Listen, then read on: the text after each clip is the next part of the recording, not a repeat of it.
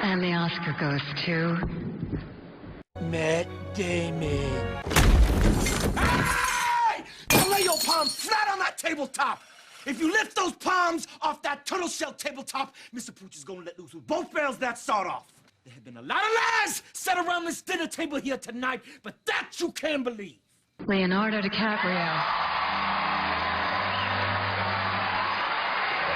This is the first Oscar and sixth nomination for Leonardo DiCaprio. We are tonight's entertainment. You will never find the more wretched hive of scum and villainy. Excellent! Hello everyone and welcome to the Movie Mania podcast where we talk films past, present and future. I am Bandit from BanditIncorporated and joining me is the man, the myth, the legend. You don't want to know where he keeps his sonic screwdriver, Trilbee / Mr. TARDIS. Insert cheering animation. Don't become addicted to innuendos, sonic screwdrivers, or they will leave you and you will resent their absence. So everyone's just been talking Mad Max since the Oscars last night, and it's just got infectious. Well, welcome. This is like your first show as like official co-host for us now. Exactly. The trial period has expired, and now you've got to pay in or pay out. That's right. But can you hear that?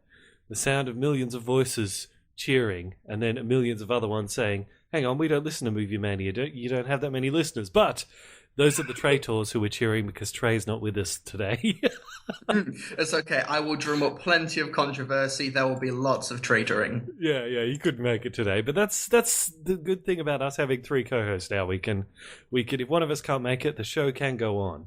And we delay the day so that we're able to cover the Oscars so the whole homework assignment for our listeners, we're devoting that to the Oscars in themselves, and then we're moving on to the ones that you guys voted for on the Facebook and the Twitter. So let's kick things off with the news, and whether you're watching us on YouTube or whether you're listening to us on iTunes, down in the description below are all the time codes for everything. So if you're bored with what we're talking about, you can just jump forward. Ladies and gentlemen, can I please have your attention? I've just been handed an urgent and horrifying news story. Cannonball! So yes, here is the news section, and as we said, we're not going to cover the Oscars in this, we're covering that in homework. So, Trilbee. What have we got? Well, we actually got another Batman v Superman TV spot, because the previous ones was not enough. Oh, there's more? I thought we saw the whole movie. No, there's been more. Like here, the article here made me laugh. It said, while the name of the movie is Batman v Superman Dawn of Justice, we actually haven't seen much of Batman and Superman actually going up against each other. Oh, really? Haven't we, mate? Haven't we, website? I think we have. It's just the main crux of the movie. To be fair, we have seen a lot of that, and I don't want to see too much more of that, otherwise it will just spoil the end result. Who's going to win, or are they going to team up and be friends at the end? Well, this TV spot basically served to connect the dots of the bit where you see Superman throw the punch and Batman blocks it. Superman's like, what? What's going on? And the bit earlier where you see Superman throws Batman through a building and he comes out through the roof, and he's like... Which should shatter...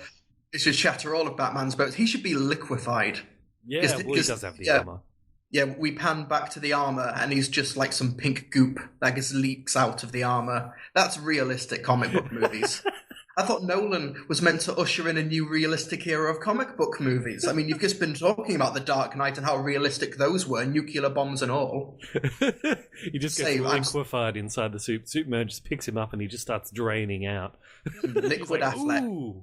Sorry. I was thinking it's Liquid Affleck. That sounds like a medicine for something. Liquid Affleck. but despite that, there was actually also a really, really funny skit from Jimmy Kimmel. Oh, this was so good. Oh, man, it was funny. Because for all the different trailers, they've been releasing it through the Jimmy Kimmel show. And everyone's like, why are they making us watch Jimmy Kimmel all the time? Maybe it was to build up to this, which was hilarious. If you haven't seen it, highly recommend you go to YouTube. Just type in Batman, Superman, Jimmy Kimmel. You'll find it. Where they got to actual Ben Affleck and Henry Cavill.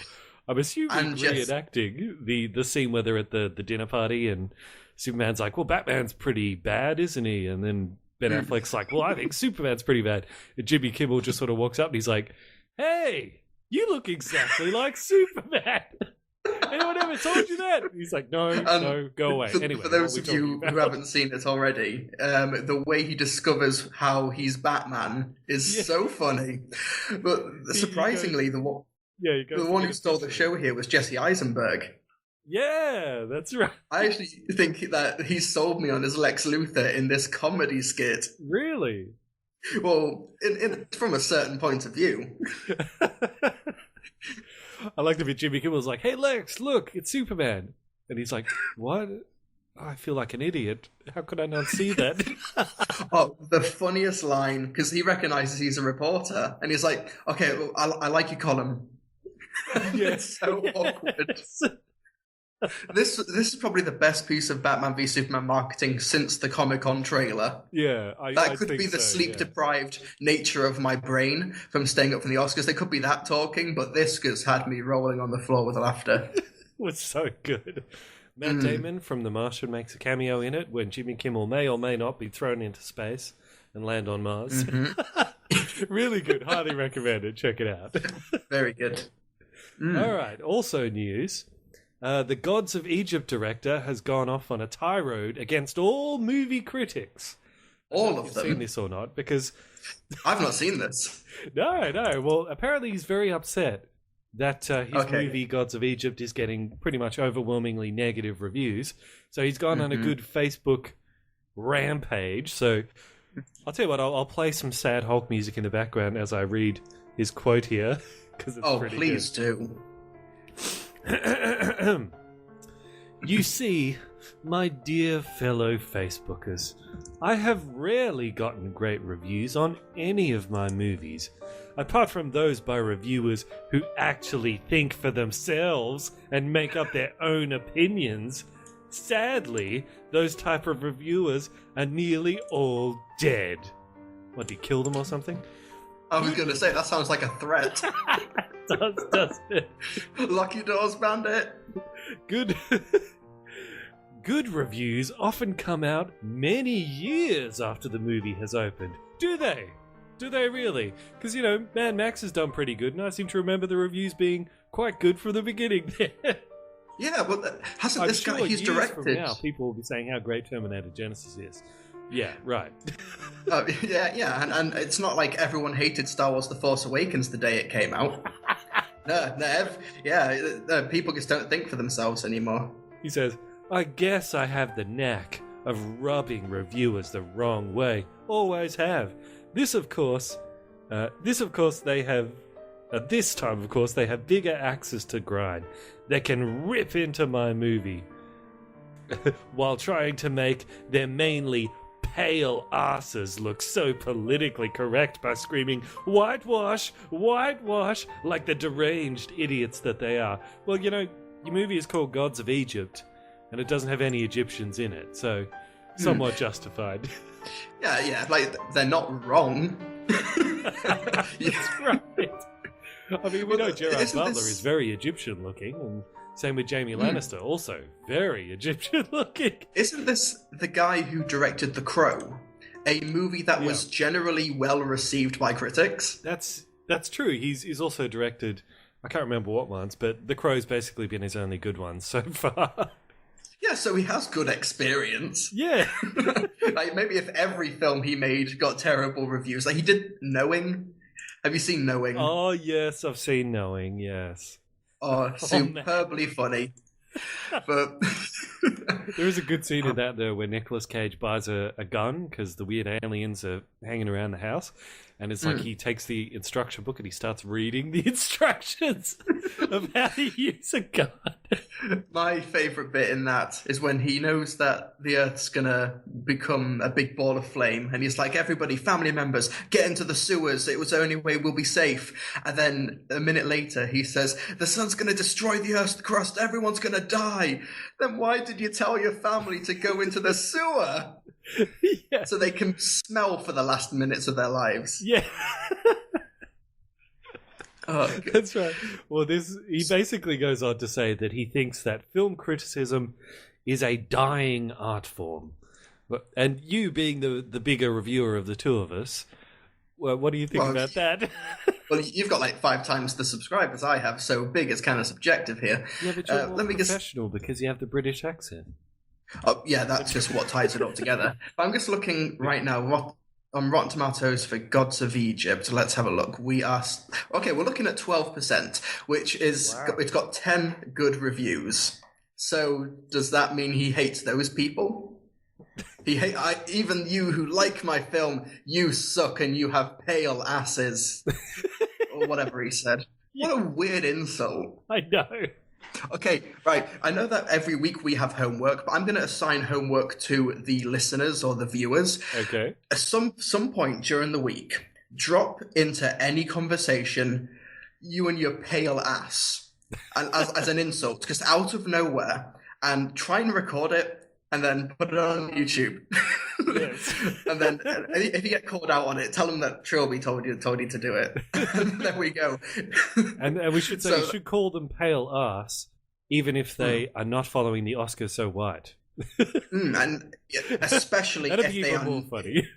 If they're non-Caucasian, you have to do it. You must, because then they'll just be so confused. They'll be like, huh? What?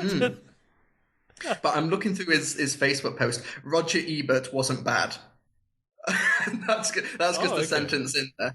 So, but I'm assuming that when Roger Ebert died, he just lost all faith in film critics. But just essentially throwing everybody under the bus is not a good way to promote your movie. No. As Max Landis has proven, that going on like social media and ranting that it's the film critics' fault or it's the audience's fault or it's the movie industry's fault. No, it's probably your fault if your movie's not well received. Yeah, or at least you are one factor in a big group of factors. Yeah. Well, apparently also, next news story is Captain America Civil War will be more aggressive and more dark, according to the Russo brothers, which is great. Okay. They've gone on to say that a lot of the, as we all know, a lot of the Marvel Universe is very light and colourful and happy. This one is, I'm trying to find the quote. Okay, are we talking R rating? Because Deadpool was a hit. Civil War is R. Batman v Superman is R. I'd love it if they went R-rated. For Civil War. Everyone like, yeah, Iron Man. It turns out to be R-rated. And then we've got F you, Captain America. Everyone's like, yeah, Hulk smashes Iron Man across into a wall, and then Robert Downey Jr. gets liquefied in the suit. There we go. Downey liquid. Here it is. It says, Russos have every intention of doubling down on the intensity and the darkness that they so perfectly executed with Captain America, the Winter Soldier. This is all good for me. This sounds good for me, because, like, Winter Soldier, I'm one of the people where Winter Soldier was my favorite one because it was in the universe where it felt like it actually made a difference in the MCU and it actually changed the overall universe, which it did until Age of Ultron sort of changed the things back it did. Brought Shield back and all that. But yeah, so I'm glad they're sticking with that. I love Age of Ultron, but I do admit that it probably could have gone a lot darker with its subject matter and the story and the characters. I felt like it was treading a bit too lightly, so having Civil War try and upend the universe like Winter Soldier did, I think it's the only logical way to advance the universe after Age of Ultron. Yeah, absolutely. Well, Trilbee, I know you're extremely excited for Alien Covenant. Oh, you just time me down, hold me back. The sequel that nobody wanted to the prequel that even less people wanted, Alien Covenant, following on from Prometheus. Well, it's actually moving up its release date from October 2017 to August 2017, so we get to see it sooner. And this is rumored to be because they're going to see this story kind of ties in with a couple other things, because they're moving it up because they don't want it to conflict with a couple of other superhero movies coming out, which they're guessing is going to be Gambit and maybe the second Deadpool movie. So they're moving it forward to avoid that. But now that means it's going to be up against Wonder Woman, the Spider-Man reboot, and War of the Planet of the Apes. So this is 2017, yeah? Yeah, 2017. God, the summer 2017 is going to be rammed. I know. I'm really looking forward to War of the Planet of the Apes and Wonder Woman likewise, and the Spider-Man reboot. So maybe they should have stayed competing against Gambit and Deadpool. That might have been a bit better move. I don't think Gambit's going to be a factor here because 20th Century Fox did take Gambit off of the release schedule, but they didn't put it anywhere. If it was going to be one of those release dates, they would have told us. So Gambit's no longer a 2016 movie at the moment. Another one that was thrown around was maybe an X-Force movie or something. So who knows what it will be, but there's a second one coming out. Yeah, but I've got a feeling that this is to do with Deadpool's success, so they are shifting around the priorities and maybe doing something different with the X-Men universe in terms of these release dates. But I think what Ridley Scott's hoping to do is he's going to be riding the good wave of winning Best Comedy Director at the Golden Globes. It's going to be like Alien Covenant. We put 2 jokes in it. Comedy. Work is done. Oh, the xenomorph bursted out of the chest. Yeah, just when someone gets a face hugger, he starts running around and you get that Benny Hill music. That'll work. Yeah, the face hugger comes out of the egg. He's like, honey, I'm home. And then canned laughter. Bazinga. And he goes, where's my pants? I just saw the Lego movie the other day. So it's for the first time. My mind. Yes. Oh, that was my homework. We'll have to cover it next week because we got the Oscars in homework. Talk about Oscar snubs. But also attached to this story with the whole Deadpool stuff. Apparently, Deadpool 2, they're going to crank up the mutant powers a lot more because in the last one, in terms of weirdo superpowers in the first Deadpool movie, there was like a lot of regeneration from Deadpool and Negasonic Teenage Warhead sort of blowing stuff up. But they want to go really weird and wacky mutant powers in the next one, which sounds great to me. Well, the X-Men comic universe is just made up of hundreds and thousands of useless mutant characters. They've even got a subculture of mutant characters in the comics, which basically just live in the sewers because they just have ineffectual powers that just don't do anything and they're useless. Have you seen the Family Guy episode where they get superpowers and Meg's nails can just grow a couple of inches? Stuff like that. So you just throw in hundreds of those. You've got cannon fodder for Deadpool, and everyone's going to have a fun time. Yeah. All right. Well, that's the news. The news is a bit light this week because it's mostly Oscar stuff. So shall we jump into Oscars? Yes, for in homework. Brad Pitt, what was our homework this week? This week, each one of you has a homework assignment. You're going to go out. You're going to start a fight with a total stranger. You're going to start a fight. And you're gonna lose.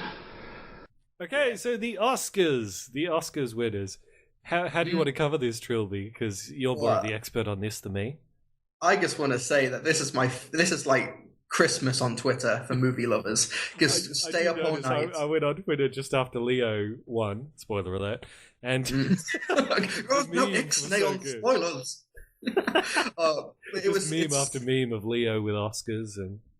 I got to say, I think my favourite one is where they've taken that bit where Leo's trying to claw his way out of his grave in Revenant, and like where he's reaching out to like claw, they've like put in a little animation of an Oscar, and it's like as he's clawing, it's like moving away, so it looks like he's reaching for the Oscar. He's like the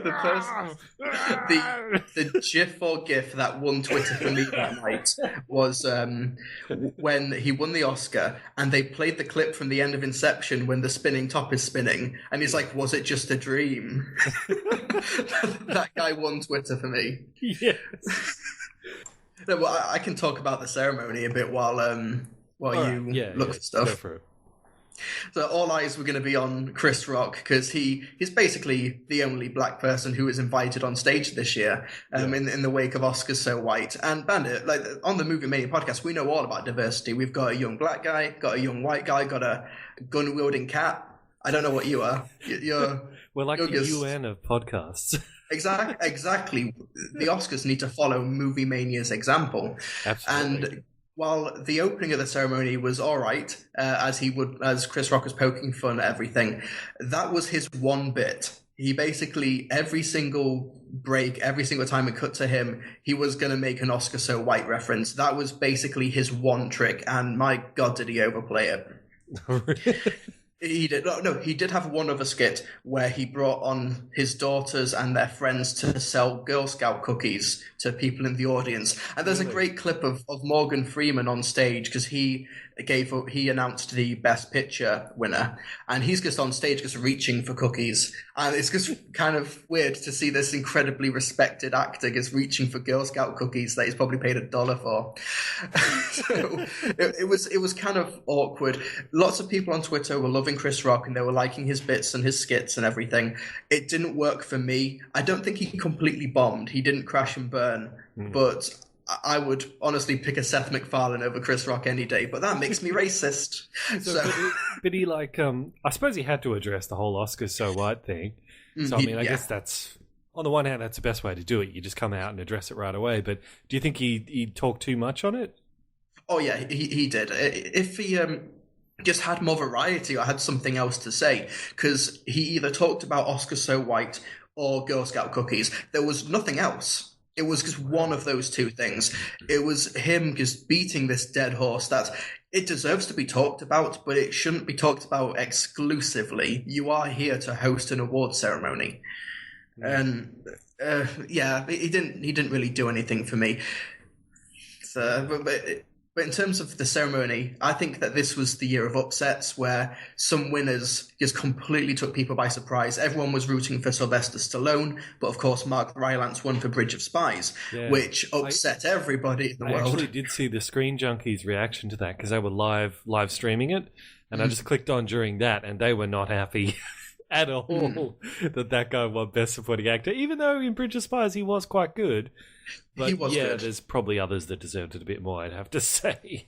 Yeah, did you see Arnold Schwarzenegger on Twitter afterwards where he recorded a short video of himself saying, "Sly, it doesn't matter what everyone says, you're a winner in my eyes." And I actually thought that was really nice, but because Sylvester Stallone didn't win an Oscar for this, the Academy are now single-handedly responsible for The Expendables 4. Academy, this is on you. Oof. That's right. We're not going to forget this, Academy. No, we're not. So if you're giving Sly an Oscar, he might have been like, "Now's a good time to retire when I'm on top." But now he's just going to keep making horrible Expendables just forever. Just flog that dead horse into a liquid paste like Ben Affleck. That's the thing of the podcast so far, isn't it? Stallone liquid. That sounds like a steroid thing. How many celebrities can we liquefy today? That's the question. That's the question I ask myself when I wake up every morning. But for the rest of the categories, the other upset. Give an overview for anyone who didn't see the Oscars. So overview is Best Actor was, of course, Leonardo DiCaprio in The Revenant. Best Actress was Brie Larson from Room. Did you see that movie, Room? I saw every Best Picture nominee, and Room was up there. She was the clear winner, and the best person did win in that category. Yeah. I don't think that movie's come out here yet, actually. Probably got a very small release, but... But I was happy that DiCaprio got it. He was up against Fassbender and Steve Jobs. Always difficult beating him. Matt Damon in The Martian. And what was the other one? Bryan Cranston in Trumbo and Eddie Redmayne for The Danish Girl. That's it, yes. That's it. And other big story of the night is that Mad Max made history with winning the most amount of nominations in one night. Yes! Not Best Picture, which... I mean, realistically, we knew that wasn't going to happen, but still, yes, I did send Trey a picture that said, Mad Max breaks records, wins 6 nominations. Force Awakens gets snubbed. Force Awakens didn't win anything tonight. If it was going to win anything, it would have been for sound mixing, but that was won by, guess who? Mad Max. Yep. But what happened was at least thank God that best song didn't go to 50 Shades of Grey, because remember you brought that up. But here's the thing. What happened was that Sam Smith performed Writings on the Wall first. They performed Writings on the Wall, earned it from 50 Shades of Grey, and they also performed Till It Happens to You. Lady Gaga was on a piano performing it. And what happened was that she completely blew the house down. Everyone was on their feet. Everybody loved it. It was such a wonderful performance. And it's from a documentary that talks about rape on college campuses. And even I think he was the vice president of America or something, some huge high up guy, did a speech beforehand talking about how it's up to us to report and to act on it and to try and stop this from happening. And I just think the gall of having 50 Shades of Grey be a nominee in the same category, a movie that is sexual abuse, considering that movie's all about this woman getting sexually abused. Exactly. And when you have this incredible performance from Lady Gaga, and then 3 minutes later, Writings on the Wall wins, no one was happy. Yeah. No one was happy. Strange decisions there. Yeah, it was. So it was like right after. They didn't like have Lady Gaga and then an hour later actually have the award or something? It was Lady Gaga. I think then they did a commercial break and then they handed out the award. It was a quick turnaround. Yeah. But there was a There was a point early on when Mad Max won 3 or 4 awards in a row, and Twitter was electric. You guys were awesome. Just all shouting, celebrating. Just celebrating. And what happened was that Jenny Bevan, who she won for Best Costume Design, and she comes out to accept her award wearing a scarf, a leather jacket, jeans. She is completely not dressed for an award ceremony, but she doesn't give a crap. And what happened is that she walked past Alejandro G. Inarritu, who directed The Revenant, and to get the Best Costume Award, she beat Jacqueline West, who did the costumes for The Revenant. So when she walked past Alejandro, he just glared and looked disgusted at her. He looked like a complete snob. Like, this person showing up in jeans beat my arty movie? I create art. You create Mad Max. That's what Alejandro sounds like in my head, even though he's Mexican. Yeah. God, I'm about as realistic as Gods of Egypt. I would have never guessed, based off how The Revenant was filmed, that the guy who made it was a bit of a snob. Never would have guessed that. But yeah, he won Best Director for the second year in a row, which means that Alejandro G. Inarritu, with 2 Oscars, now owns more Oscars than the entire female demographic, which is kind of a depressing statistic when you think about it. It certainly is. But I think George Miller was robbed. I think George Miller should have walked away with that Best Director Oscar, and easy. I think so too. Because what happened was that George Miller made a $200 million movie in the scorching desert in his late 60s with hundreds of actors, countless pyrotechnics and explosions, and edit it all together. His wife won Best Editing, which was a terrific win for the film. Wow. And he didn't brag about it. He didn't do interviews saying it was so difficult. Tom Hardy was attached to the front of a car and he was a blood bag and he nearly died. They didn't do that. They just made the movie and let it speak for itself. Whereas Alejandro was like, oh, natural light, even though we color corrected the movie to hell in the editing room anyway, so natural light doesn't matter. Why even bother? When you watch The Revenant, you can see the sun hop around the sky. It just creates continuity issues. That movie was... It's the weakest nominee of Best Picture, The Revenant. I think it is. Yeah, absolutely. And I'm going to be controversial. This is going to be so much fun for the traitor section. But I'm going to be controversial and say that DiCaprio was the weakest actor in that category. Now, don't get me wrong. I agree with you. Like, not for a person's overall career, but in terms of the movies that were picked, he was the weakest, I'd say. Like, he was better in Wolf of Wall Street, in Django, Catch Me If You Can. He's completely deserving.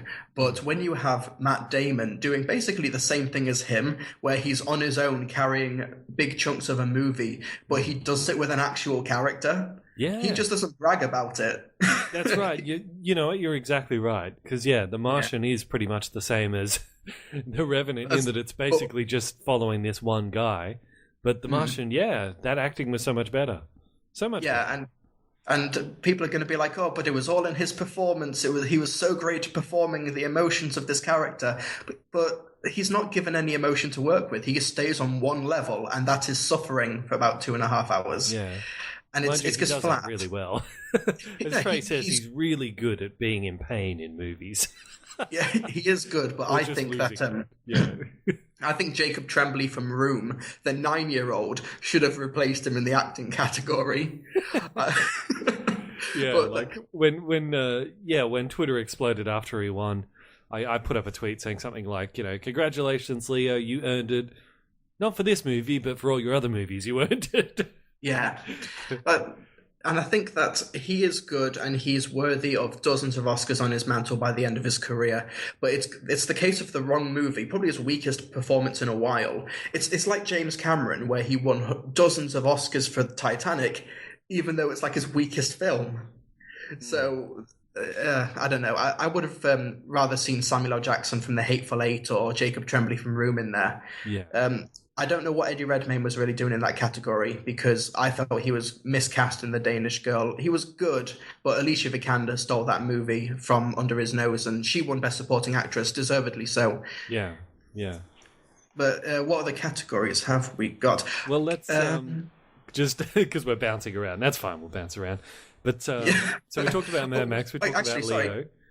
Best original. Bouncing around. If I can just interject, bouncing around. The first category announced was best screenplay.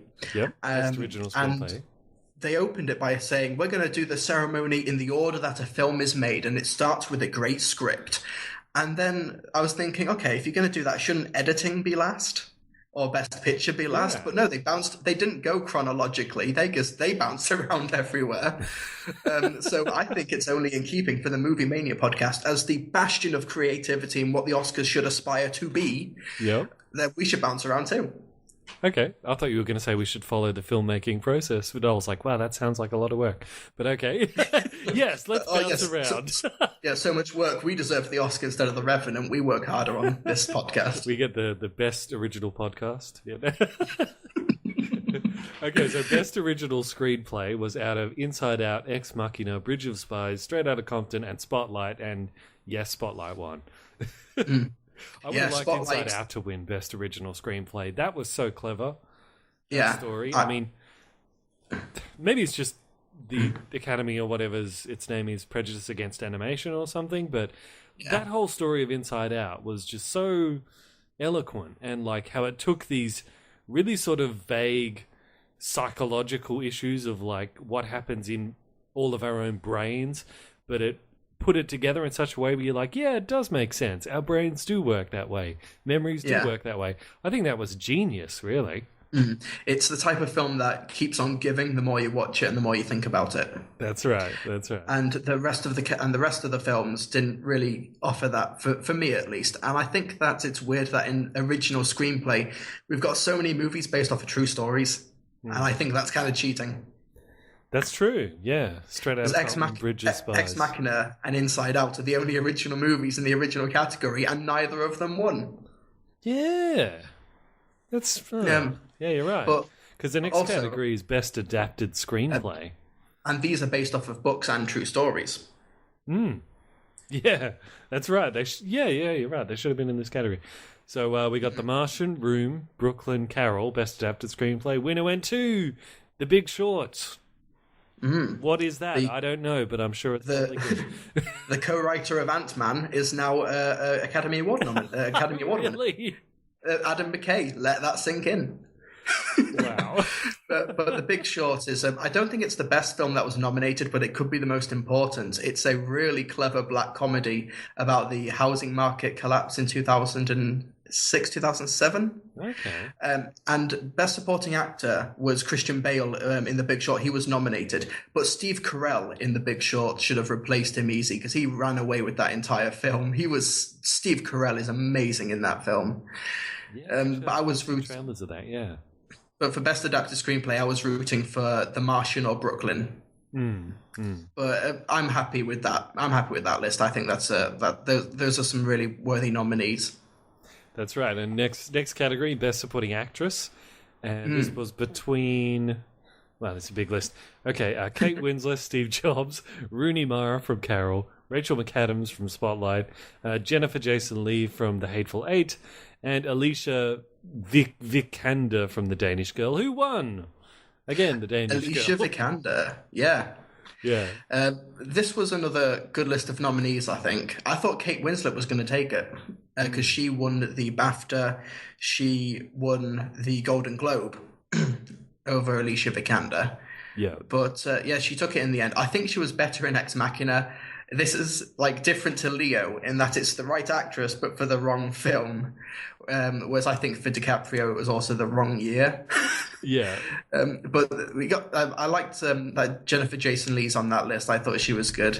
But they showed one of the clips that they showed for the Hateful Eight is when she's at the end covered in blood and brains and teeth knocked out, and she's yelling across the room. And I was just thinking, you could have picked a slightly more flattering clip for them to Use play. the clip where she's playing the guitar. That's a bit nicer. Yes, and when she reacts to Kurt Russell smashing that priceless antique. Yeah, that's right. Yeah. But watching that back, you can see she breaks character for a moment. She's like, "Whoa, whoa!" Yeah, she looks off camera like, "Are you? That's the real thing." Dear, oh dear. Oh gosh. So following on was Best Costume Design, Mad Max Fury Road. Best Production Witness! Design, Mad Max Fury Road. Witness! Best Hair and Makeup, Mad Max Fury Road. Now, Witness! if I could interject for makeup and hairstyling, I think this is the one award that The Revenant absolutely should have won. Oh, yeah, that's true. Because the bear mauling, the blood, and this is actually because my girlfriend does special effects makeup, but that's her profession, and when you have makeup and fake blood and take it to the wilderness, it freezes. How do you have running blood in the freezing cold wilderness? That's impressive. Yeah. So I think that's really impressive. And I'm happy to see Mad Max win everything ever, but I would have been happy to have seen The Revenant take that award. It's also a little bit strange that Mad Max wins for makeup and hair, because makeup, sure, but half the characters were skinheads, so they didn't really have hair. But the lack of hair? I don't know. Yeah. I guess it was just the makeup then, but yeah. Exactly. Best cinematography, The Revenant. Again, Yes, I would have liked Mad Max to win that, but no. Yeah, but Emmanuel Lubezki wins for the third year in a row. Yes, that's right. Best, no, I already covered that. Best editing. Okay, Mad Max again. Edited by George Miller's wife. I think it was like her first movie that she ever edited. Really? And she did a great job, considering. That's amazing. She edits movies silently. She doesn't play any of the dialogue or the sound effects. That's how she edits. Wow. Which is an interesting approach. Yeah. But it got her an Oscar. So what do I know? For her. Yeah, and that was best editing. That was also a character for The Force Awakens. Best sound editing, also a character category for Force Awakens, but no Witness again. Best sound mixing, Fury Road again. Yeah, there was because during the night it was winning like back-to-back Oscars. Yeah, and they were playing his Mad Max music, and then it just made you think, wait, why is Mad Max's music not in the original score category? This is an awesome score. Which bit of music was it? Was it the? It was Was it that or? That was beautiful recreation. It was that one. It was. The track is called Brothers in Arms, if you want to look it up, listeners at home. It's fantastic, Brothers in Arms, yeah. Mm. Okay, moving on to Best Visual Effects. The winner over Mad Max Fury Road was Ex Machina.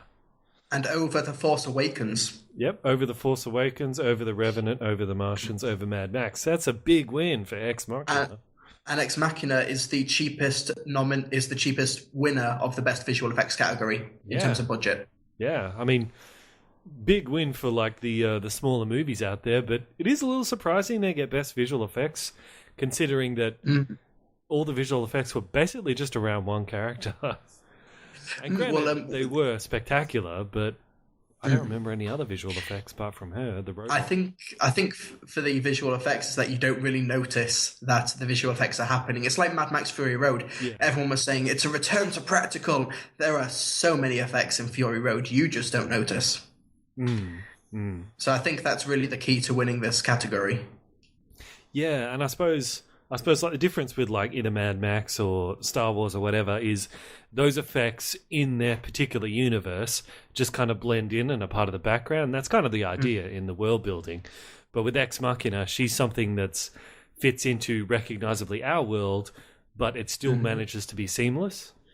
And that's like a step above, I think. Yeah. And I think one reason that Star Wars didn't win much, and I'm not doing this to hate on the repeating Star Wars bandwagon, it did have a lot of familiar elements that we have seen in the past. That we have seen we have seen TIE fighters flying, we have seen X-Wings in aerial combats, we've seen the Millennium Falcon.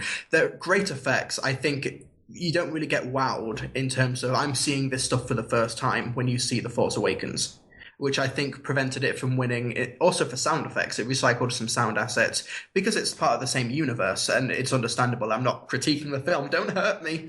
But I think that if you want to win, you've got to do something more original, and maybe Episode 8 may win every sound category. Yeah, I hope so. That'd be good. So now we got Best Animated Short. Something called Bear Story won it. Do you know what that is?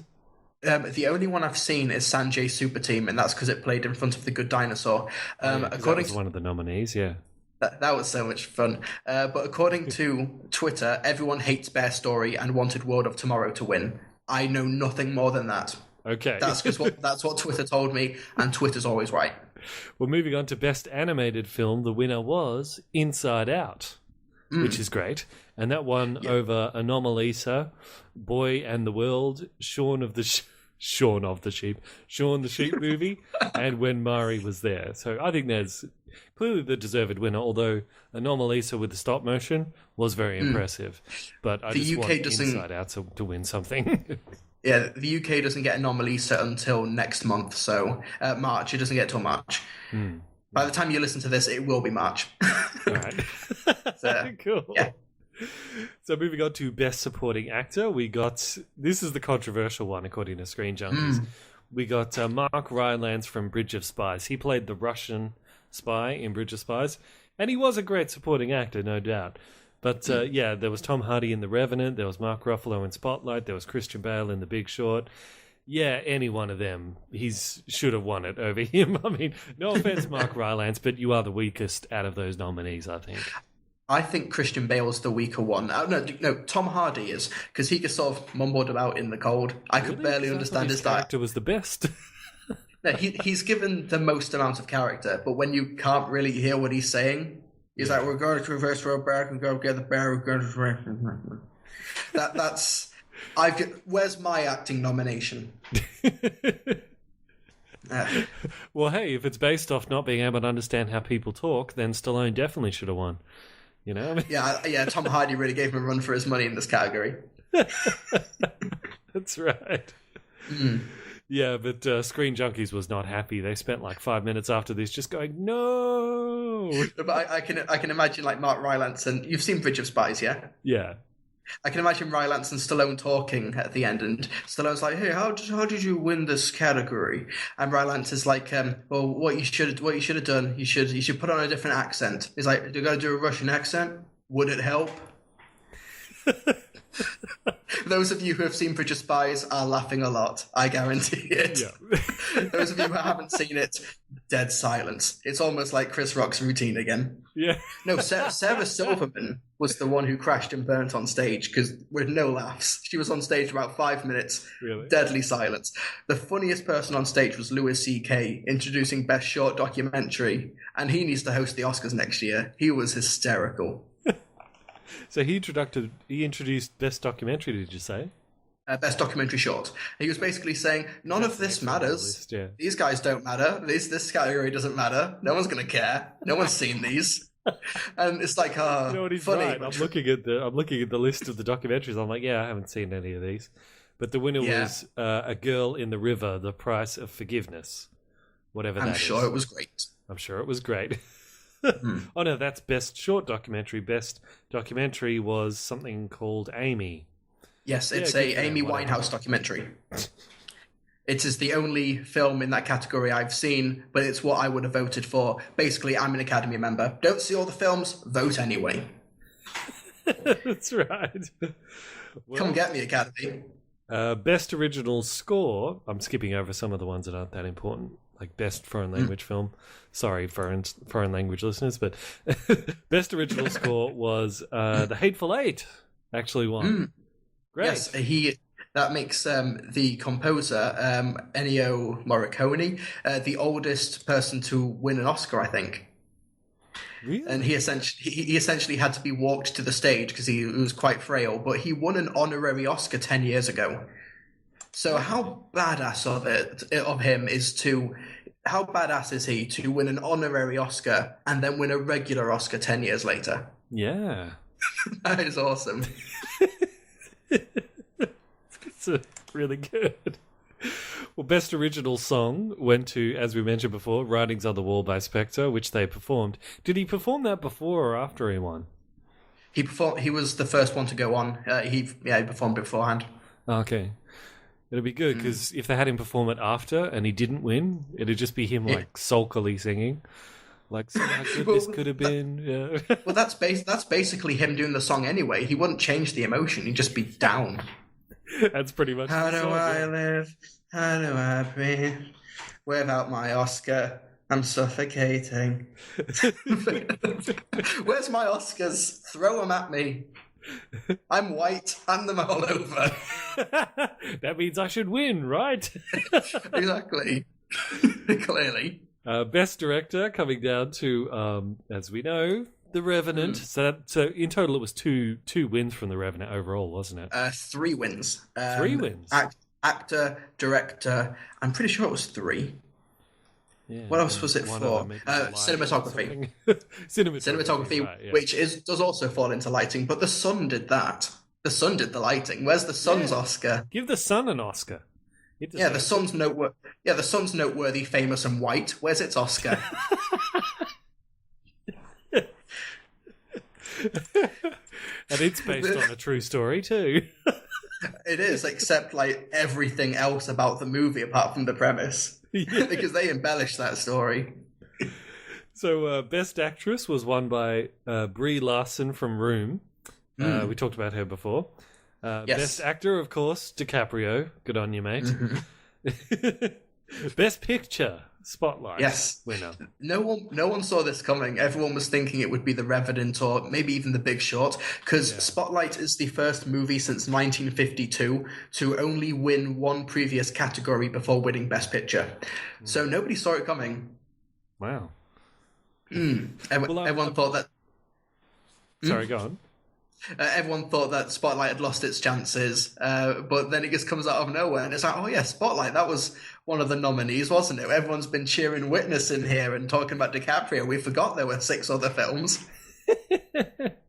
Well, it's funny because, like, as we're going through the different categories, like, our listeners will probably hear I've stopped reading out all the other nominees because it's basically the same movies again.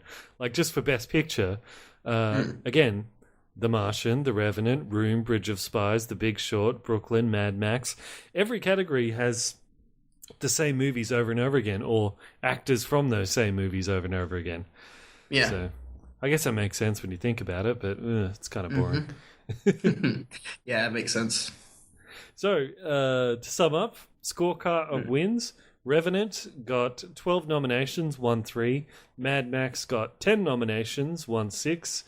Bridge of Spies had 6 nominations, won 1. Spotlight, 6 nominations, won 2. The Big Short, 5 nominations, won 1. The Danish Girl, 4 nominations, won 1. Same for The Room, 1-1. Same for Ex Machina, 1-1. And Hateful Eight, 1-1. And Brooklyn and The Martian walk home empty-handed. Yep, and Force Awakens. So. And Force Awakens. Oh yeah, it's walking away empty-handed. I'll just take my $2 billion and sulk in the corner. So do you, overall, what are your feelings about the Oscars? Do you think, like, apart from, it's obviously a great opportunity for all of Hollywood to pat themselves on the back, but in terms of filmmaking, do you think it actually advances anything, or it's just simply ego-stroking? It's ego-stroking, but it's so much of the Oscars is politically done. It's all about politics. It's all about favorites. It's all about campaigning as opposed to letting the movie speak for itself. If The Revenant did zero campaigning, I can guarantee it would have only been nominated for 1 or 2 categories. I could guarantee that. But what was different and interesting was that everyone was talking about there's no diversity. And when it comes to the actors and the screenplays, that's absolutely correct. It's business as usual. It's all of the white guys, it's all of the white girls, and it's true stories in the original screenplay department. Whoop-de-doo. But when it comes to the films themselves, we had so much variety here. We had the big technical showcases like Mad Max, Martian, and Revenant. We had the really intimate female-led movies like Brooklyn and Room. We had espionage, Cold War, Bridge of Spies. We had comedy, Big Short, and The Martian, depending on who you ask. And I think that the fact that Lenny Abrahamson was nominated for Best Director for Room, I think that's really surprising because Room is not a showy film. It's very subdued. It's very intimately done. And I've been rooting for Lenny Abrahamson since last year because he made my favorite movie of 2014, Frank, which is a film where Michael Fassbender has a papier-mâché head and sings weird songs. It's genius, I promise. And the fact that he's now, a year later, a Best Director nominee, I think is terrific. The films themselves, really diverse mix, but I do think they really should have made an effort to include people like Idris Elba or Michael B. Jordan. Even DiCaprio is basically just a white guy in a Native American story. It is another case of whitewashing, except the Revenant director doesn't take to Facebook to bitch about critics. It comes full circle. We're full circle here.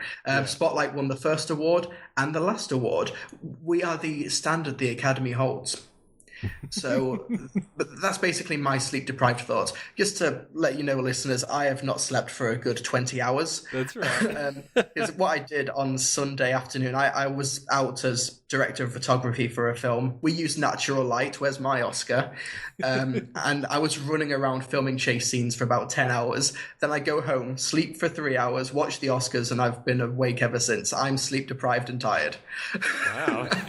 So, but I come back to this you actually podcast. filmed like proper movies like that. That's amazing.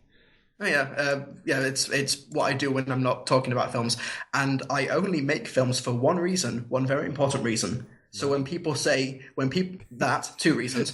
So no, 3 reasons: the money and the women. And the third reason is when people say, "Let's see you do better." I can say, "I am." It is bragging rights. Yeah, totally. Oh, that's awesome. But that's why I'm tired and rambling. Cool. Yeah, you had a big day too, because awesome. It was fun. But the reason there were so many films that only won one award. There was, apart from Mad Max in the technical categories, there was no sweeps, which meant almost everything except Star Wars, Brooklyn, and The Martian walked away with something. So I think I appreciate that variety. Yeah, and it's true what you say about that variety. Like the Oscars and other award shows have copped that kind of criticism before, that they're only like the artsy kind of movies. And everyone's like, well, they don't like comedies, they don't like action, they don't like horror, they don't like any of these. It's only like this artsy Revenant style stuff that they like. But I think, you're right, with not only the nominations, but also the variety of those movies that won. You got from Inside Out to Mad Max to The Martian to The Revenant. So it's a really good mixture, and that's really encouraging. Yeah, one issue I do take umbrage with, like a decade ago, all of the nominees for Best Picture would have been based on true stories or based on books. Even though there's more nominees, that's still the same. In the Best Picture category, we don't have a single original movie, which is frustrating because Hollywood's like, why aren't original movies successful? Why aren't they getting awards? Because you're not nominating them, you klutz. Say Hateful Eight. That's original. Yeah. Inside Out. Ex Machina. Absolutely. I just think that when you have an industry clamoring for more original films, but they're not acknowledging the original films that come out. Yeah. You have this Ouroboros circular logic thing. It's just a self-perpetuating issue that Hollywood doesn't know it's doing. Yeah. So, but that's... I'm tired. I've just been talking non-stop for a few minutes. The traitor section is going to be so much fun next week. So, Bandit, you talk. No, I pretty much said everything I said, so that's good. Should we get into our feature presentation? Let's get into it. And now, our feature presentation.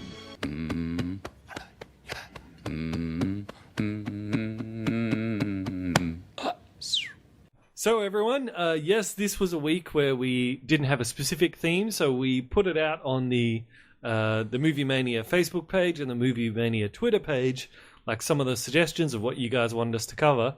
And on the Facebook page, overwhelmingly, you guys wanted us to pitch like our dream movies with our script, or whether they're a sequel or an original story, and picking the director and the actors and all the rest of it. But then over on Twitter, on the Twitter poll that we did, overwhelmingly the results were they wanted us to talk movie crossovers. So we're going to do both. We're going to talk movie crossovers first, and then both Trilbee and myself have got dream movies that we're going to pitch to you guys. Yeah. So, Trilbee, movie crossovers. How about we start with the biggest one that most people are going to want to talk about, I'm assuming. Yeah. If in some amazing alternate dimension they could actually do a crossover between Star Wars and Star Trek, what it would be like. Yeah, this would just be the ultimate fandoms colliding. Yeah. So much nerd blood would be spilt. But when I was thinking about this, I thought, well, I guess we'd have to figure out, since J.J. Abrams has made both a Star Trek universe and a Star Wars universe now, I think those two universes would fit together pretty easily because they're both in J.J. Abrams' style. And I think even like the characters in both that he's made have sort of counterpoints. Yeah. Like, or not counterpoints, what am I saying? Like contemporaries in each universe that would get along pretty well with each other.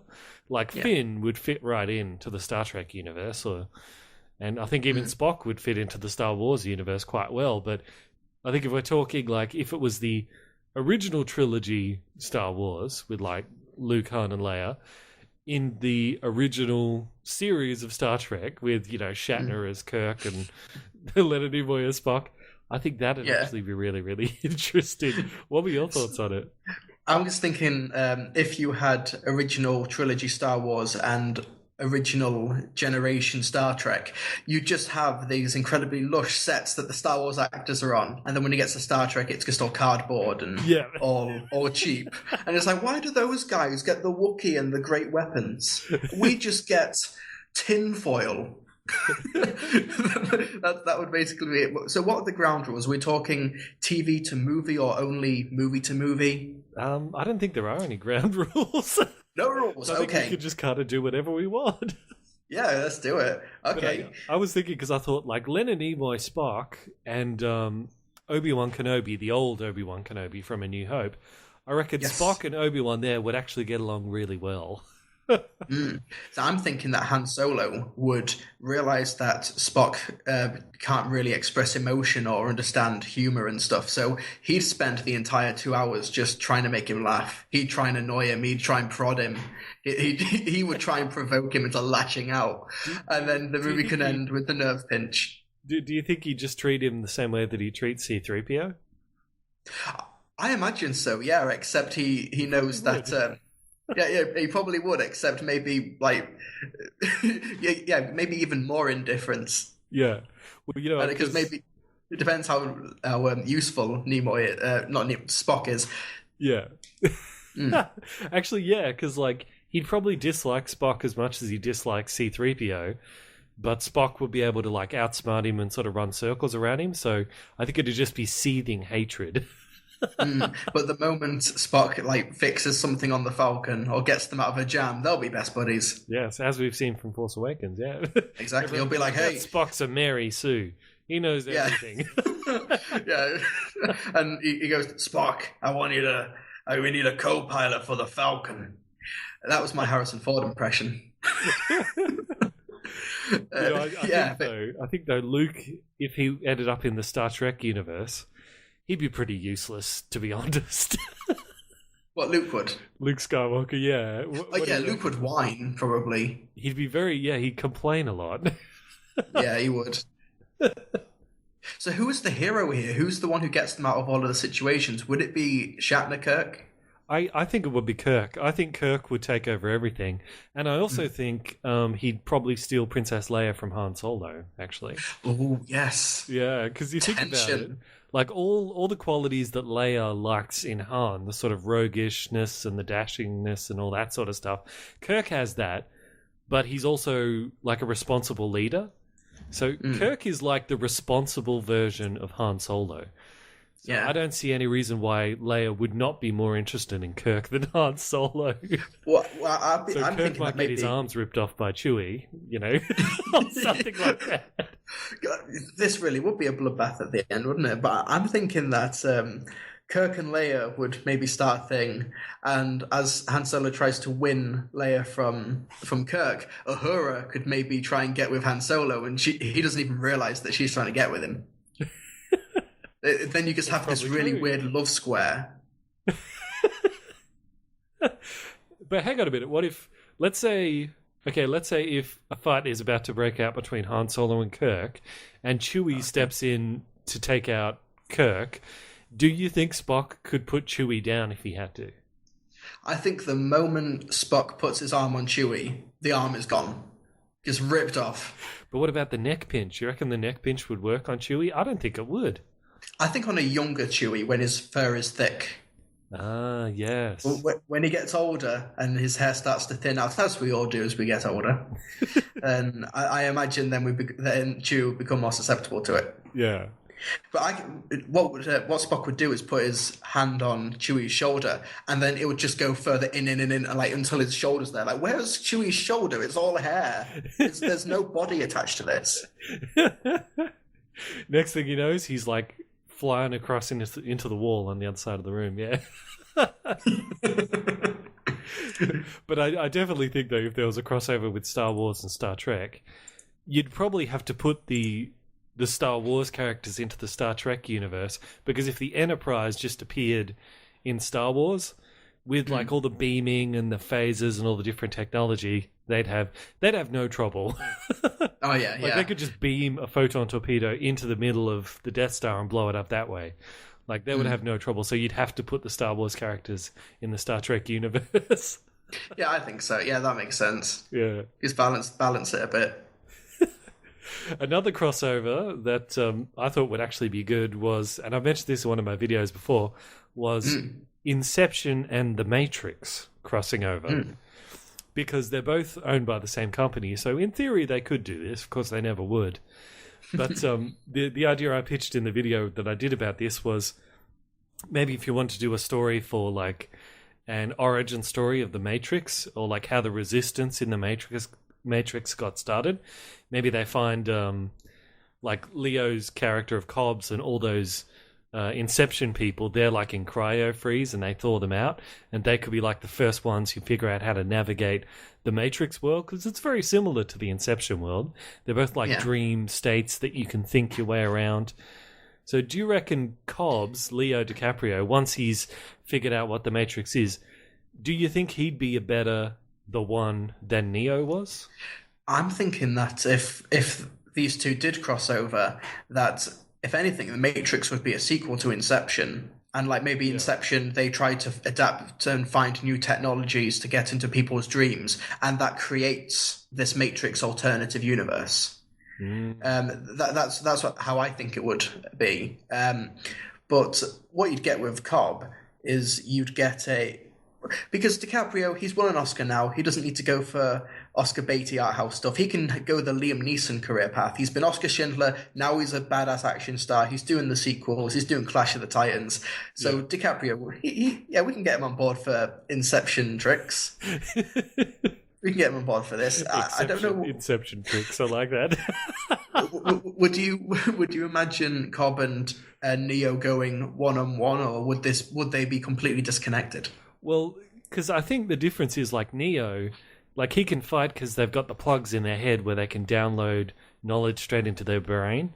So unless you put a plug in Cobb's head, he can't do any of the ninja fighting. But based on Inception, what he can do is he can alter the environment. Oh, yes. So it'd be like Neo can bend the rules in terms of what he can physically do, but Cobbs would be able to bend the rules that he could rewrite the code and, like, open doors and close doors, kind of like the agents can, I suppose. So, and then Cobb becomes an agent. Team. Together, they'd be a fantastic team. Yeah. One can fight the agents, the other can, like, change the environment. God, those action scenes would be terrific. They really would. But there's that moment in Inception when Tom Hardy just wishes a grenade launcher out of nowhere. So maybe Cobb can just wish guns out of nowhere or dream guns. Yeah, that's true, because Neo can't do that. He'd dream up a rocket launcher or something. Exactly, but Neo would be able to stop it. He can stop the bullets. Can he stop a rocket? Let's find out. Yeah, he probably can. But would he be able to stop Cobb's crazy wife? It all comes back to the crazy wife. Like, you know that scene in the second Matrix where there's like 100 people fighting him, and it goes for like 10 minutes, the fight scene? And it's just hundreds of wives. Yeah, just hundreds of...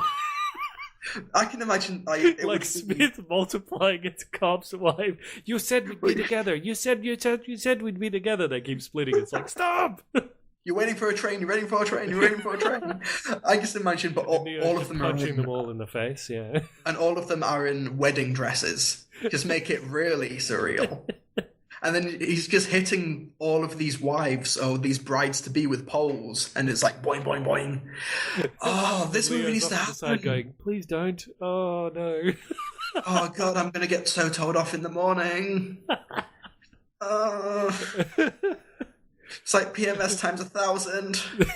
Literally.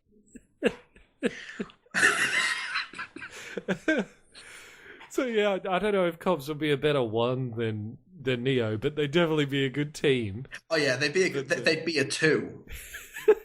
Actually, the more I think about it, yeah, it would be a really interesting crossover. It would. Although and they're owned by the same company. Yeah. Although I do think possible. Cobbs is definitely smarter, so... Like, if they're trying to bring down the machines, he'd probably be able to figure out a way to bring them down better than anyone else in the Matrix universe. Yeah, he'd just shove them in a bathtub, and that's the kick to get them out. Yeah, that's right. So he's just shoving all of these machines into bathtubs. But I suppose also, since Cobbs, he wouldn't need to be jacked into the Matrix like other people could. He could sort of dream his way in.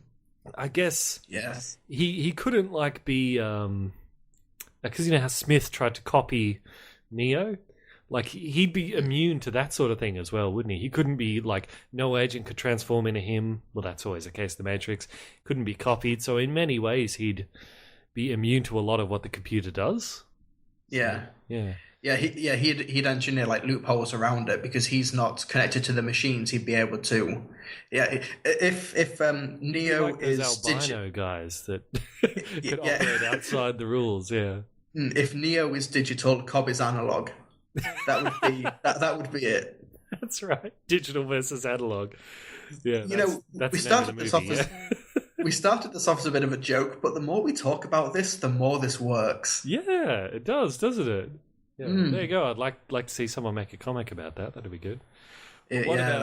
What about this crossover that was started? People have been saying for a long time, but now it actually has been announced. It is going to happen, which is Godzilla versus King Kong. Well, this isn't even the first time this has happened. There was a Japanese movie in the 60s where they fought each other, and based on because the American production team changed the ending so that King Kong won, but the Japanese version had Godzilla win. So it did have alternative endings based on what region you watched it in. That's great. What they did was that it was meant to be Godzilla versus Frankenstein, which is why King Kong gets struck by lightning at one point and becomes stronger. This film is weird. I see. Well, so was King Kong... So he was originally supposed to be a giant Frankenstein? Or was it going to be a little normal-sized Frankenstein? He was going to be a giant-sized Frankenstein. But King Kong still gets hit by lightning at one point. Okay. He still gets hit by lightning. Maybe he's like a hybrid of the two. Japan. Japan. Anything goes in Japan.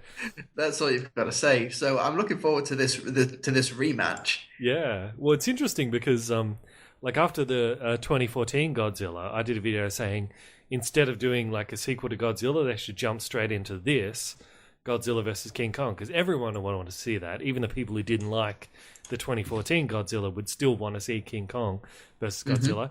And there is precedent for that because the original Godzilla movie in Japan, this was the sequel. King Kong versus Godzilla was the sequel to the original Godzilla. Yes. And it made more money than any of the other Japanese Godzillas. So if they repeated the formula with the Americans' versions, yeah, I think it would make a lot of money. But apparently we will get the Godzilla 2 and then King Kong versus Godzilla. Yeah. Well, I'm curious because, yeah, you've got the Godzilla that's gone 2 years ago. You're going to be getting Kong Skull Island next year, starring Academy Award winner Brie Larson. And then... Really? I thought it was Tom Hiddleston. Tom Hiddleston's also in it. Oh, They can have more than one actor. It's not just Kong and Brie Larson. Yeah, there's also a little bit of... because they're calling it Kong Skull Island. And apparently, because everyone knows the King Kong story, is they're going to Skull Island to find the giant ape.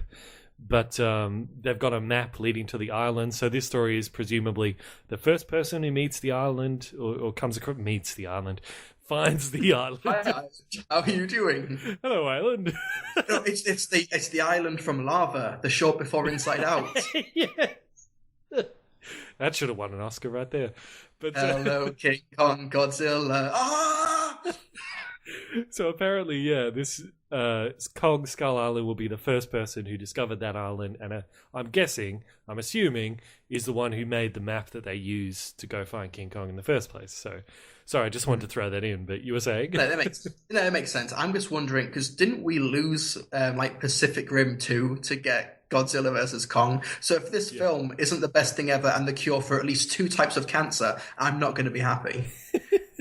What do you think about? Because like when everyone hears this, they're like, "How's that going to work though?" Because like King Kong climbs to the top of the Empire State Building, but Godzilla is the size of the Empire State Building. If not more so, I think they've got to bulk Kong up, or at least because the legendary version of Godzilla from 2014 is the tallest Godzilla ever put on film.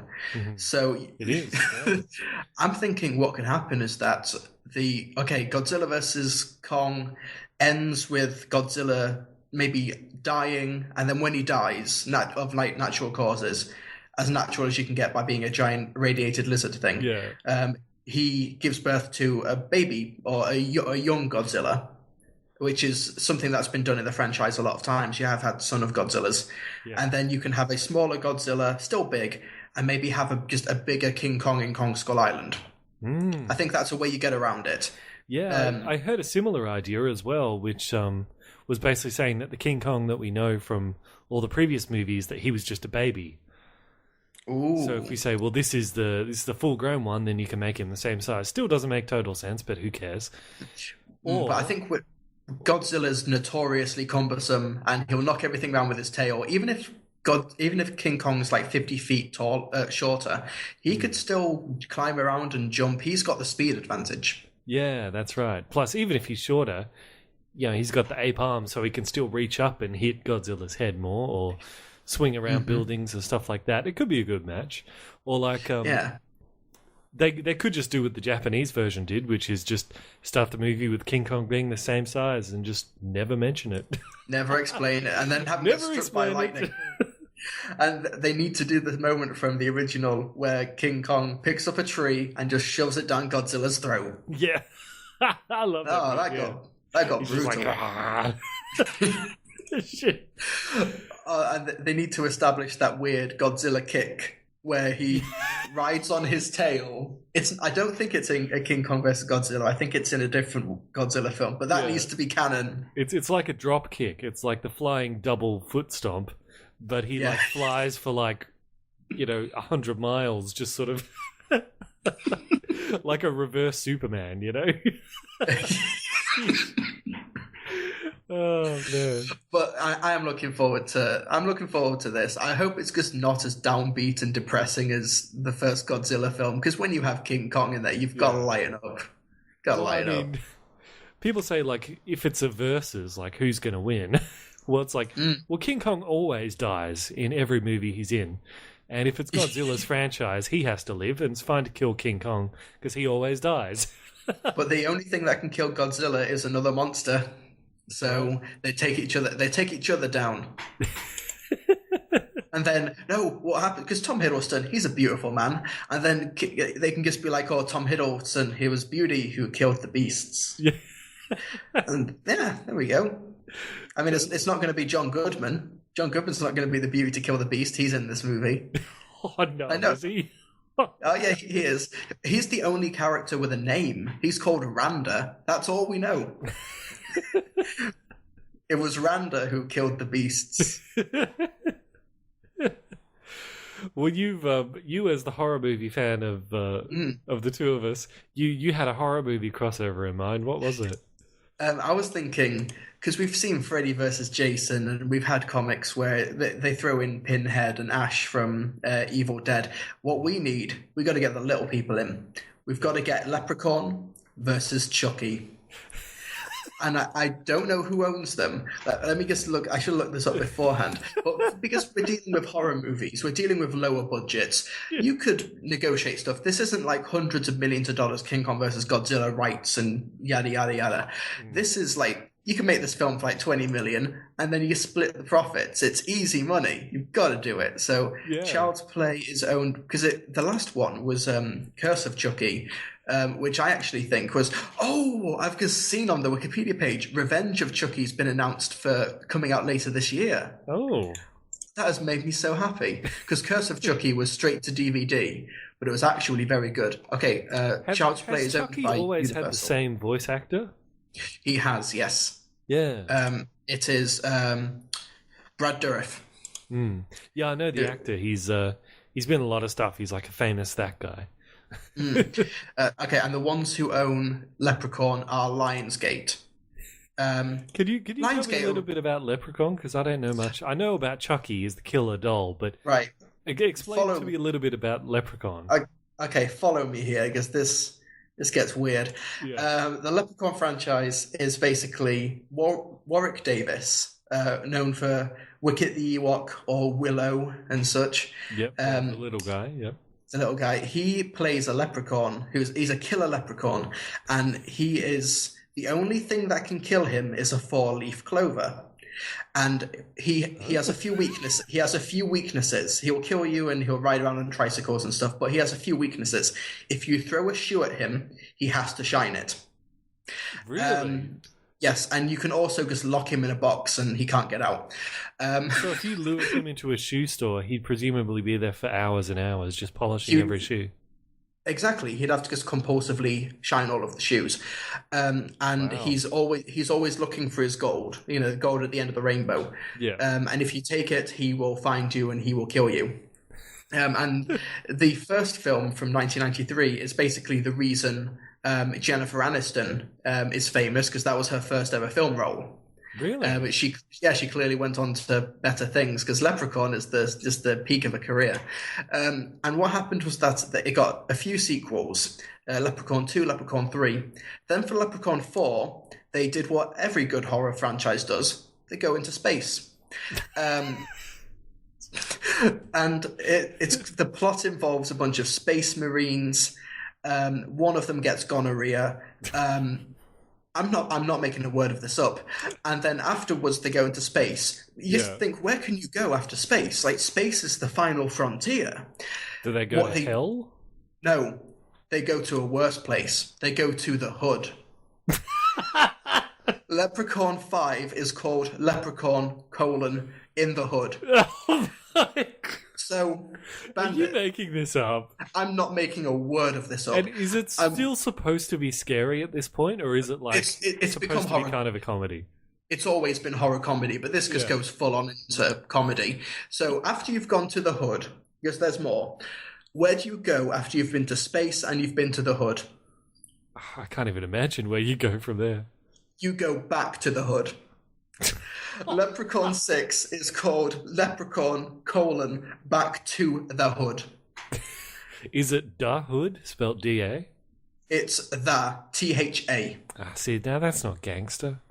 No, but it's Leprechaun. And, That's about as you actually gangster do get... as the Gangster Pumpkin reference. And you... Exactly. Oh, crossover. Good times. Like 2 months ago. I can't remember where I was going. This franchise just went off the rails. Then they took like 10 years off, and then they did a weird made-for-TV thing that's not considered canon. And then the WWE got the rights to the Leprechaun franchise and made Leprechaun Origins in 2014, which was straight to DVD. And the reason they made it was to promote one of their wrestlers, Dylan Hornswoggle. I know Hornswoggle, yeah. It was meant to be basically just pure horror, but they basically had the Leprechaun as this weird little alien creature, and you barely even see him. I don't know why it's a showcase for Hornswoggle if you barely show him. Oh, dear. And then the film did terribly. You would think Vince McMahon making a Leprechaun movie would be a match made in heaven. Exactly. But it apparently wasn't that good, huh?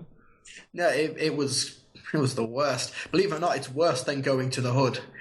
Does the Leprechaun have like a trademark weapon? Like, you know, Freddy's got his knife hands, like Michael's got his giant machete. Just his own wit and charm. So does he even have like a little switchblade or something that he uses? He'll claw people. He's got nails. He basically uses an assortment of household objects. Okay. He's a very MacGyver creature. The MacGyver of serial killers. Won't use a gun. That's MacGyver, isn't it? So, ladies and gentlemen, that is Trilbee giving you the deep chronology of the Leprechaun franchise. There's apparently one coming out this year, but I've not heard anything about it. These films are just going to be cheap as hell to make. But if you have Leprechaun, get Warwick Davis back in the suit. Yeah. Because I'm sure he's up for it. He's Professor Flitwick in Harry Potter. Yeah. He doesn't mind extensive makeup and stuff. And then have him up against Chucky. I think you've got a really Which is a doll who has the soul of a serial killer in it, right? Yes. Yeah. I don't need to explain this one to you. This one, he doesn't go to the hood or to space. He gets married and has a kid. But is this in your crossover idea? Oh no, this is Child's Play. The fourth one, he gets married. The fifth one, he has a kid who can't decide his or her gender. Wow. And then this got weird. I'm still trying to wrap my head around how a wooden doll can have kids, but anyway, please continue. And the Curse of Chucky it played more horror. It was tongue in cheek because it's a killer doll movie, and I think it's actually the best one. It actually does, because it's not particularly scary, but you're scared of Chucky because he is a sadistic and evil SOB. And he's basically tormenting this person who's in a wheelchair throughout this house. And she's like just helpless on the floor, and he's toying with her. And it's actually really well done. And Brad Dourif is relishing the part. He's such a great vocal performance in these films. He's really good. And I think because Curse of Chucky is the high point, this is the perfect time for a crossover. And if you just have these two characters just fighting each other. Yeah. And, it's not like a King Kong Godzilla, one's 100 feet tall. No, these are they're an even playing field. And they're both practically immortal. Do you think it would work better if they're fighting each other, or if it's a team up? Which would be scarier? A team up would probably be more scary, but see, what would happen? It would sort of be a Chucky's the brains, Leprechaun is just the. You let him off the leash and he'll do whatever. So that could be... What would happen is that... have you seen Freddy vs. Jason? No. Because when it starts I don't with really watch horror movies, no. It starts with Freddy saying the kids from Elm Street have forgotten me, so I'll just get Jason to kill all the kids, the teenagers, and then they'll think, Freddy's back. But then Jason can't stop killing people. So it's no, leave some people for me. It'd probably be a similar situation where Chucky's I can get these people. Leprechaun, you do my dirty business while I bang my puppet wife, played by Jennifer Tilly.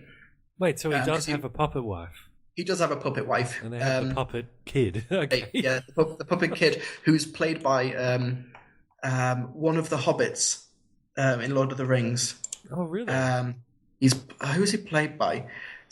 Billy Boyd. He's played by Billy Boyd, who is Pippin in, in Lord of the Rings. Yes. Okay. And he's got like a weird identity crisis where he's Glenn or Glenda. He can't decide his gender because he's a puppet. He's a Ken doll down there. He's got nothing down there. I can't decide his gender. There we go. It sounds Exactly. like a nursery rhyme. Tale as old as time. And yeah, so Chucky would just be like, yeah, do your thing. No, he's going out of control, so I've got to put Leprechaun down. And that's what I imagine it being. Wow. But either way, you're not here for the narrative. You're just here for the absolute carnage. Yeah. You know what? I would actually watch that. I would watch it 20 times. I didn't bother to watch Freddy vs. Jason, but just the idea that it's like Chucky and the Leprechaun and they're both two little people. Like, there's so much in there to enjoy. Well, there's a scene in the first Leprechaun movie where he gets a little toy go-kart and he's just trying to run people over. It tries to do a few scares, but Leprechaun's always had its tongue firmly in its cheek. It's always been a bit silly. And the 9-year-old kid in like Leprechaun who ends up putting Leprechaun down, he gets a 4-leaf clover, puts it in a slingshot. Can I swear on the podcast? Yeah, if you want, yeah. Okay, and he preps the slingshot and he aims at the Leprechaun and he's like, fuck you, Lucky Charms. And then he fires the 4-leaf clover and Leprechaun eats it and he dies. Hang on, I'm not making a word of this up. So it's not just a 4-leaf clover touches him. He has to actually eat it to die. I think it's just contact, but it's just a badass way to die. I like it. I do. I'm not going to lie. I really like it. But the worst part is I've described the story of Leprechaun. I can't in good conscience recommend them. I mean, watch clips on YouTube. Now that'd be good. Just stop when they go to space. Well, look, I did have one last crossover idea, but I don't think I could top your Leprechaun one. You can give it a go. All right, it was. This is, again, I mentioned this in a video. It's all owned by the same company, so theoretically it could happen. Alien versus Predator versus Terminator.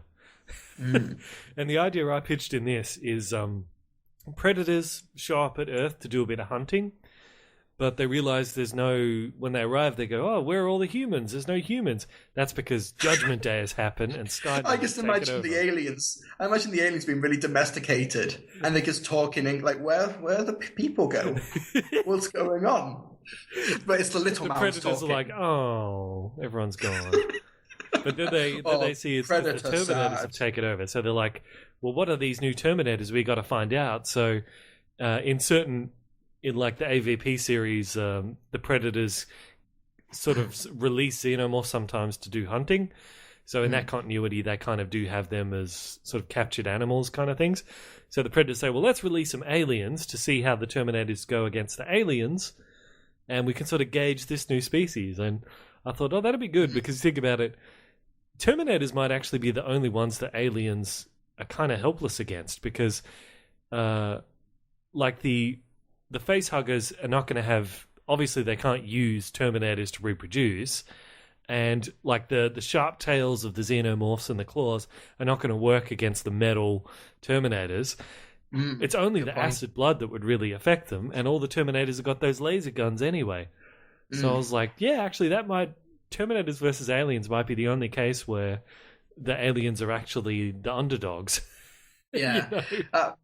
Okay, I've even got the Terminator's introduction. The aliens are on the planet and they encounter Arnold Schwarzenegger or Robert Patrick, whoever. Yeah. And then they're like, oh, human, let's get them. Because they're in the human skin. And then they try to, they put the facehugger on the Terminator's face, and then nothing happens. The Terminator rips off the facehugger, takes the human skin face with him. The Terminator skeleton skull is revealed, and then boom, boom, boom, boom, boom. There's the opening. There you go. That's brilliant. I love that. That'd be a good teaser for it as well, wouldn't it? But yeah, if you just had like a normal person, like not Arnold Schwarzenegger, so that the audience will be like, oh, what is this? Right, because if it's Schwarzenegger, it's like, okay, this is either Conan meets Alien or Terminator meets Alien. Dude, that'd be an amazing teaser. You just see someone get attacked by a facehugger, and you're like, oh yeah, another alien rips it off, Terminator face, and you're like, Dun, dun, dun, dun. That'd be so good. But now I'm just thinking, Alien versus Predator versus Terminator, throw in Conan. I just had that Conan the Barbarian. No, Conan O'Brien, the talk show host. Oh, great. Yeah, even better. Alien versus Predator versus Terminator versus Conan. Oh, this title's even worse than Genesis. We'll have to make sure there's a number of Y's in the title, because that's how you achieve success. So, I don't even know where to get a Y in there. I'm looking at the words and none of it's clicking. Yeah, Alien, Predator, Terminator. You can't put a Y in there, so no, that idea will fail. Then there you go. Predator. Yes. I don't know. There you go, Predator. Yeah, a religious predator. That's where you get him. But even if it's not a Terminator film, I love the idea of aliens going to like try and take over a planet, and it's just all mechanical. Like, what do they do? Yeah, they've got to improvise. They've got to use their acid blood. They've got to sacrifice their own and use the blood. That'd be amazing. That'd be really interesting, actually. Yeah, and because like the Predators would they'd have the weaponry, wouldn't they? They'd have the shoulder cannons, they'd have the stealth. So Alien would be like, okay, Predator, let's put aside our differences, take down the Terminator, because that's what they sound like now. Yeah. Well, I mean, if there's no queen alien to sort of direct the xenomorphs, then they'd probably need the Predators to actually be the brains. So they'd use maybe what the Predators would do would send the xenomorphs out to stand next to a Terminator. They shoot it, it explodes, and the acid gets them. Or I guess they could just shoot the Terminators, but that's the thing. The Predators have the infrared, but the Terminators don't have any heat signature, I assume. Yeah, that's a point, yeah. So, yeah, that'd be a really interesting matchup between those three parties. And then my money's on the Terminator, especially the T-1000s. T-1000s would just take everyone out. Oh, yeah, if the T-1000 happens, then it's not even a fair fight, is it? Hey, that could be the second teaser, you know? Xenomorph comes up and then just one of its arms just turns into liquid metal and just goes whoosh through a Predator's head. Actually, the aliens do have a way to take down the T-1000, because as the cinematic classic Terminator Genesis established, the T-1000 can be destroyed by acid. Actually, I think it was a magnetic field. No. In Terminator Genesis, the liquid metal guy. Yes, that's true. Yes. Oh, yes. All right. This matchup got more interesting. Okay, now we've got to throw in Sam Worthington. The John Connor that's made out of sand. You know, he needs a magnetic field. So. Now I just imagine him having like a Sandman Spider-Man 3 origin story. Yeah. This crossover's going in weird directions, but I love it. It is. So there you go, guys. There's our crossover. In other words, that's our way to ruin the Terminator timeline even more than Genesis did. Yep. Hey, since Alien, Predator, and Terminator are all in the toilet right now, why not put them all together and hit flush? That's what I'd like to do. I heard that Alien Covenant's going to be a comedy now. Yeah. Hello, my baby. Hello, my Hello, baby. honey. Yeah, that's how they introduce the xenomorphs, you know? That's how they pop out the chest. Yes. Your show tunes. So, for those of you who voted for us to pitch our dream movie ideas, do you want to go first? Are you not entertained? Do you want to go first, or you want me to go first?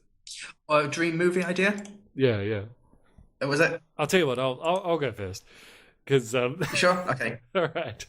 Well, yes, as you could probably guess, mine is about Mad Max and. Mad Max versus Terminator versus Chucky versus Inception. Well, and it's not Mad Max and a Judge Dredd crossover. I did have that on the list, but that's for another time. But this is the ultimate showdown, ultimate destiny. As a Mad Max fan, my dream movie would actually not be Mad Max. It would be Mad Goose. Thanks, Mr. Sunday Movies, for that title. And that's because in the very first Mad Max movie, there's Mad Max and his best friend Goose. And his best friend Goose crashes his car, and the car is set on fire by a gang. And that's eventually what makes Mad Max become Mad Max and go out and try to get these bad guys. And the last thing we see of Goose is he's in a hospital bed and he's completely charred from head to toe. He's just like a burned monster, basically. That's the last we ever see of Goose. We don't know what happens to him after that. By the time the second movie comes around, the apocalypse has already happened and all this sort of stuff. So my idea for Mad Goose is it picks up where Mad Max left off, with Goose, who's been horrendously charred, waking up in the hospital and deciding he's going to go out and get these guys who's taking him out. But most of them are already dead. There's only one left who cut off his foot to survive at the end of the first Mad Max movie. So it would basically be following Goose as he leaves, but it would also be sort of showing the actual fall of civilization. Because in Mad Max, it's implied that there was a nuclear apocalypse, but it's with every movie, what it is that wiped out humanity kind of changes a bit. So I'd love to have a movie called Mad Goose that chronicles what happens to Goose after that accident, but also shows sort of definitively how the apocalypse did fall apart, which I'm thinking would be just sort of mix all the different apocalypses together, which would be like global warming, water's running out, fuel's running out, and then nuclear blast hits all the cities and everyone runs into the middle of Australia to get away from the radiation, which is the premise of Mad Max. So that'd basically be my dream movie, and I'd probably pick. I know this might seem like a weird choice, but I'd actually like to play Goose. I would love to have Oscar Isaacs. Okay. I know that seems a little strange, but it's like, just because I know that with his acting range, he'd be able to, because the nature of it, he's scarred head to toe, so he'd need to have a ton of makeup. But I just know that guy's such a great actor that he could really inject the humanity into it. My first instinct was to say maybe Liam Hemsworth, Chris Hemsworth's younger brother, the guy from the Hunger Games, because I was like, well, he's Aussie, he looks a little bit like the Goose guy did, but I don't think he has the acting range. So I'd go with Oscar Isaacs for that, and I'd have it being directed by either George Miller or maybe produced by Zack Snyder. Okay. Don't let him behind the camera. No, don't let him actually direct. He'll ruin it. But if you could get his weird sort of creative visual stuff that he goes overboard with, if he's producing, he can bring that in enough, but George Miller can sort of even it out and still make it Mad Maxy. That'd be my dream movie anyway. Yeah, so it would be like some like hyper reality. Yeah, in a sense. That's right. And if it's like a story about this guy who's, you know, just this charred monster tracking one guy down while the apocalypse happens around him, like, yeah, I think you could get away with having that being very, very surreal. So yeah, that's my dream movie as a Mad Max fan. Anyway, very good. Very good. You? What's your dream movie? Okay, right. My dream also, movie. If it's called Mad Goose, who would not want to see a movie called Mad Goose? See, I'd just be the credits would roll, and I'd be like, it was good. Where was the goose? Goose. Okay, right. My dream movie, because you've gone for like a sequel, spin-off, side quo. Actually, it's a prequel sequel kind of thing. Come to think of it, isn't it? Okay. The Terminator Genesis strategy. Yeah, wise. there you go. Wise move. Okay, my idea. The guy who played John Connor in Terminator Genesis, he'd be a good Goose as well. He's also an Aussie. Actually, he's New Zealand. Anyway, sorry. Jason Clarke. Yes, Jason Clarke, yes. Okay. Right. This is my idea. It is a cross between Bridge of Spies. Follow me here. Bridge of Spies, Godzilla, Trumbo, and The Interview. Now, this is a true story. Wow. Right. How's that for a pitch? Everything I'm about to tell you is true and really happened. Okay. Let me just to clarify with our listeners. So, what were they again? It's Bridge of Spies. Bridge of Spies, like espionage, spy, undercover. Spy, Godzilla, everyone knows that. What were Monster the other two? Movie. Trumbo, as in about the industry, people being forced to do things they didn't want to do. Okay. And what's the fourth? The Interview, the Seth Rogen, James Franco, North Korea. Okay.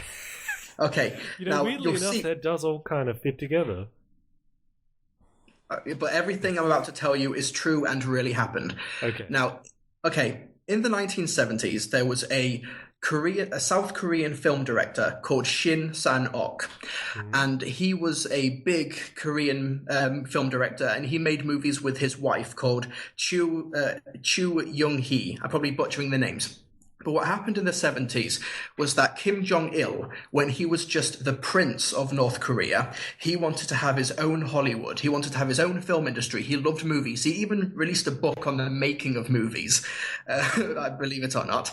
He probably didn't even write it. But either way, and what happened was that these husband and wife pairing, they would make really successful films, but they got divorced, and the director stopped making the movies when he got divorced. So what happened was that Kim Jong-il, he kidnapped him, the director, kidnapped his wife, forced them to get remarried in secret so they could make movies for him. Not just any movies, because Kim Jong-il wanted giant monster movies like Godzilla, like King Kong. So they started making giant North Korean monster movies for him. They did it. Wow. This was all done in secret, and for years they were put in lives of luxury. But they were forced. They always had armed guards with them. They were always walking on eggshells with Kim Jong-il, who's just absolutely insane.